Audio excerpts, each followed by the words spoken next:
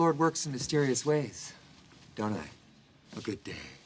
Welcome back, Screen Crush. I'm Ryan Airy. Back in 2017, when Disney announced it was acquiring Fox's X-Men and TV properties, fans like me started to speculate on how characters like the X-Men and the Fantastic Four could be brought into the MCU. Now, at the time, we assumed that Fox's Marvel franchises would undergo reboots to enter the MCU, with the exception of one character, Deadpool. Oh, hello. And just recently, Marvel Studios confirmed that they have hired Free Guy director Shawn Levy to direct Deadpool 3. And then, Shawn tweeted this image, confirming that Mark Ruffalo will return as the Hulk in the movie. Now, we already know that Patrick Stewart's going to appear in the Multiverse of Madness. We should tell him the truth. And Ryan Reynolds says that he's not in the movie. And remember, kids, when a movie star says they aren't playing a superhero in a multiversal movie featuring Doctor Strange, they're always telling the truth. I'm not the werewolf.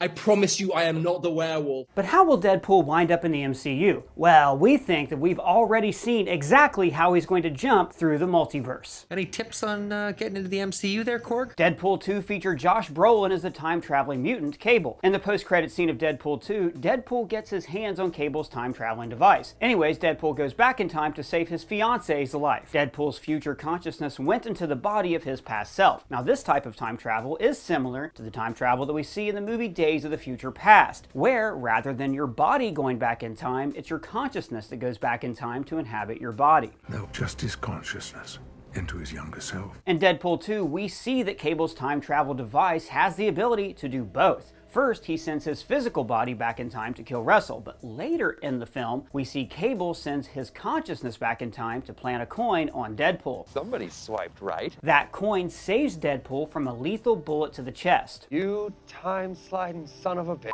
But wait, I thought Deadpool could heal like Wolverine. Well, yeah, Doug, that's right, he can, but remember at the time Deadpool was wearing a collar that took away his mutant powers. I hate collars. I bet you do. We see that Deadpool uses two different types of time travel. First, he sends his consciousness back in time to save Vanessa. Wait, if Deadpool sent his consciousness into the body of his past self, then how did the time-traveling bracelet get there with him? That's a very good question, Doug the manager. Deadpool did indeed occupy his past self's body when he traveled back in time, but somehow the bracelet got on his past self's wrist. I mean, you could say that's just lazy writing. But an in-universe explanation could be that the bracelet just traveled with Deadpool's consciousness back in time. Deadpool's consciousness went into his past self's brain, and the time travel device went on his past self's wrist. We're definitely naming our kid Cher! Sorry, just 1 second. What are you doing? Oh, I'm trying to win a motorcycle on this online auction site, Deal Dash. They're the sponsor of this video. You don't ride motorcycles. No, but I could learn. I could be one of those guys. I mean, that's the great thing about DealDash.com. They have hundreds of auctions each day where you can win just about any item you can think of. Xboxes, air fryers, clothes, furniture, even motorcycles, and you can get them for up to 90% off. Well, how does that work? Well, I'm glad you asked. They charge a small fee to acquire bids. Every time you bid, it raises the price by 1 cent. Then the other bidders have 10 seconds to place their bid. If no one does, you win the auction. It's really fun to bid on several items at once. The pace feels like you're at a real live auction. Plus, you can look ahead to see what items are offered later so you can plan your time on the site. And right now, I am still bidding on my motorcycle. But even if you win the motorcycle, how are you going to get it? How are you going to get it? Well, Doug, shipping is free for every item, and there's a 90-day money-back guarantee. But how can companies sell these items for so little money? Well, a lot of big box retailers throw away perfectly good inventory every single day. So Deal Dash partners directly with brands and inventory liquidators to acquire brand new products at a very low price. Then they pass those savings on to the Deal Dash community. Oh, I didn't win. But there is still the buy it now option where I can buy the bike for the listed price and get all my bids back. So go to DealDash.com, enter the promo code ScreenCrush and get 100 bids with your first bid pack purchase. That's DealDash.com, enter the promo code ScreenCrush and start bidding today. But here's the thing, gang. One of the items that you can bid on is me. 1 week from today, Deal Dash is having an online auction where you can win a virtual hangout with me and we'll talk about movies, dogs, your mom, whatever you like. All proceeds from this auction will go to CARE. That's an international human rights charity that's aiding Ukrainian refugees. So your money goes toward these people who've been displaced by the war. It's an important cause that I hope you can support, and I look forward to meeting you guys. What was I talking about? Oh yeah, now seeing Deadpool's body vanish means that he is now physically traveling through time. But in the next clip, Deadpool is yet again occupying the consciousness of another past self, this time saving X-Force member Peter. X-Force! Walk away! Just walk away! Next, we see Deadpool travel to a different timeline to kill a variant of himself in X-Men Origins Wolverine. Love you. And then into another reality to kill Ryan Reynolds before he makes that god-awful Green Lantern film. You're welcome, Canada. And lastly, we see Deadpool travel back in time to kill baby Hitler. Yeah, you got a big old stinky in there, don't you? God, it smells like Hitler's anus, which would make sense, wouldn't it? Now, by the time travel logic that was laid out in the MCU, Deadpool's time traveling would cause multiple variant timelines because Changing the past doesn't change the future. If you travel to the past, that past becomes your future.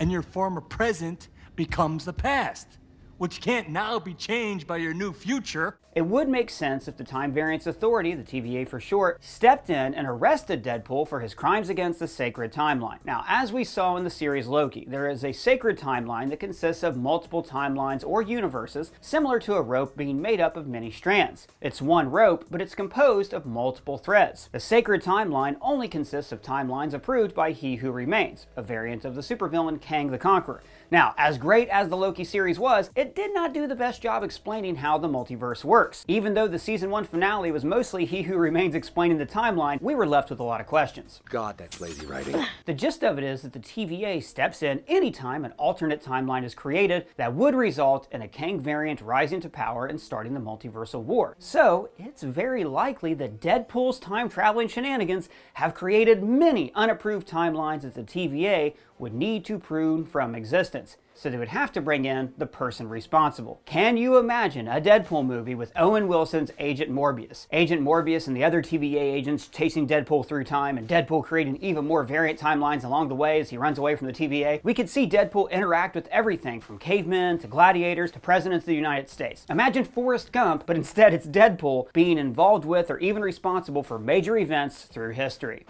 Wow. But wait, at the end of Loki, the TVA is completely different. Why are they still protecting the sacred timeline? Well, Doug, there's a couple possible reasons for that. One is that maybe the TVA now exists to protect the existence of Kang the Conqueror. So this sacred timeline that exists is to make sure that he comes into existence, not to prevent his existence. These timelines are so confusing. I mean, after all, we see a giant statue of Kang the Conqueror in the TVA, implying that the entire organization serves his will, and its only goal is to protect his existence. Well, we don't know if there's only one TVA for the entire sacred timeline, or if there are multiple TVAs for each individual reality and the timelines that splinter from them. Let me explain. In Loki, we see a TVA agent, Ravonna Renslayer, travel to a reality where there is a female Loki, which confirms that the TVA does have the ability to travel between realities and not just back and forth through time. Hey, did you get a haircut? Yeah, but only for some shots. Our theory is that each reality is its own thread within the sacred timeline, and we think that each thread has other threads that splinter off from them. So, for example, Deadpool's timeline would be a timeline that splintered from the Fox X-Men universe. These timelines are so confusing. We think that each reality might have its own TVA, and each TVA has the ability to travel to alternate timelines, but only alternate timelines that originally stemmed from their main reality. Now, each TVA would be responsible for monitoring and, if necessary, pruning timelines that splintered from their reality. All of these realities would still be within the one sacred timeline and all report to the one He Who Remains. Well, at least until this happened. But why are you saying all this? It's very off topic. Well, we're telling you all this because it appears that Cable's time-traveling device has the ability to travel through the multiverse. I mean, after all, Deadpool did travel to a reality where he killed Ryan Reynolds. If Deadpool has the ability to travel the multiverse, then his concern may not be the TVA coming after him, but instead the multiversal Illuminati that we think we're going to see in Multiverse of Madness. I can see it now. Deadpool being starstruck by Patrick Stewart's Professor X and telling him how he's so much better than McAvoy. McAvoy or Stewart? Telling John Krasinski, Mr. Fantastic, that he's so glad the studio decided to cast him, but asking, where's Emily Blunt?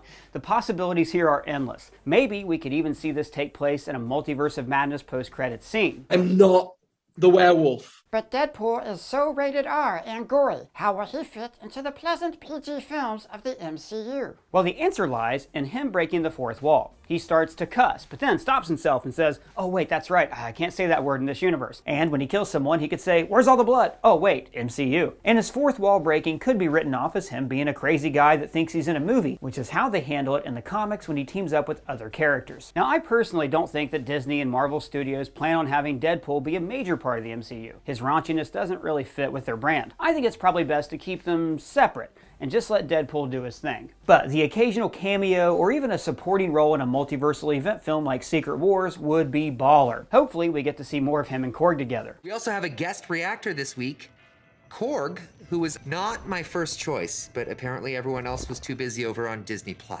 When Deadpool does come over to the MCU, I hope his supporting cast comes with him.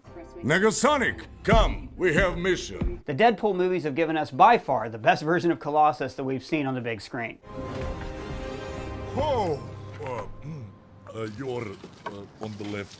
You're beautiful. From his design and his personality to his relationship with Deadpool, he's a must-have for future installments of the Merc with the Mouth. The same goes for Negasonic Teenage Warhead. The back and forth between her and Wade is too perfect to not keep doing. First day.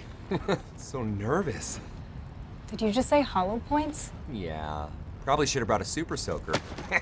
And then you have Domino, Cable, Dopender, Fire Fist. Fire Fist. Ooh, that's a great name. Where does it burn? Just the fist or all the way up to the elbow? And the lovely Morena Barakan as Deadpool's love interest, Vanessa. Vanessa in the comics is the mutant and X-Force member Copycat. She's a shapeshifter. Now, we've yet to see Vanessa show any signs of having this mutation, but maybe her mutant gene is dormant, like Wade's was before he became Deadpool. And maybe Deadpool going back in time and saving Vanessa from dying has violated the rules of the sacred timeline, and it's the key reason why Deadpool's in trouble with the TVA or the Illuminati. Perhaps Vanessa's death was an absolute point in time, similar to Christine Palmer's death in What If. Her death is an absolute point in time.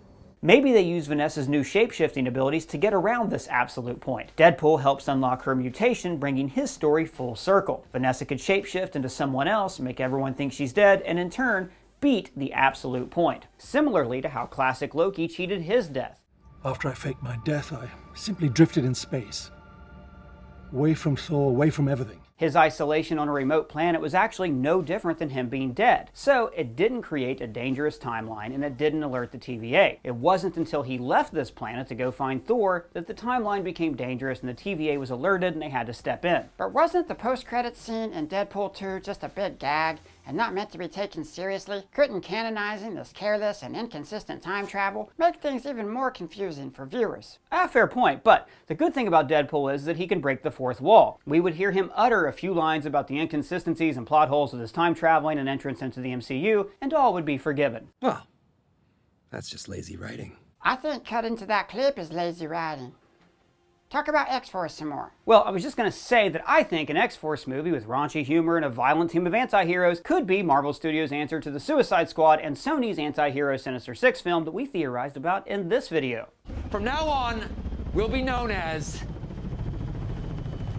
X-Force. And the other big question here is how will Mark Ruffalo's Hulk fit into Wade's story? Now, Deadpool 3 director Shawn Levy tweeted this image teasing a team up with the Hulk. Maybe the Hulk will take the place of Colossus in the MCU as the big strong guy who's always smashing up Wade. He could even revert back to being dumb Hulk. I mean, that'd make for a really fun dynamic. Or maybe Dr. Banner runs across Wade in the time stream somehow when he's monitoring the space-time continuum. And he's the person who explains to Wade what the heck is happening to him. And your former present becomes the past, which can't now be changed by your new future. And just a reminder, everyone, in 1 week, we're going to have an online auction on DealDash.com where you can win a half-hour virtual conversation with me. And all proceeds from that auction go to CARE. That's an international humanitarian relief organization that provides support for Ukrainian refugees.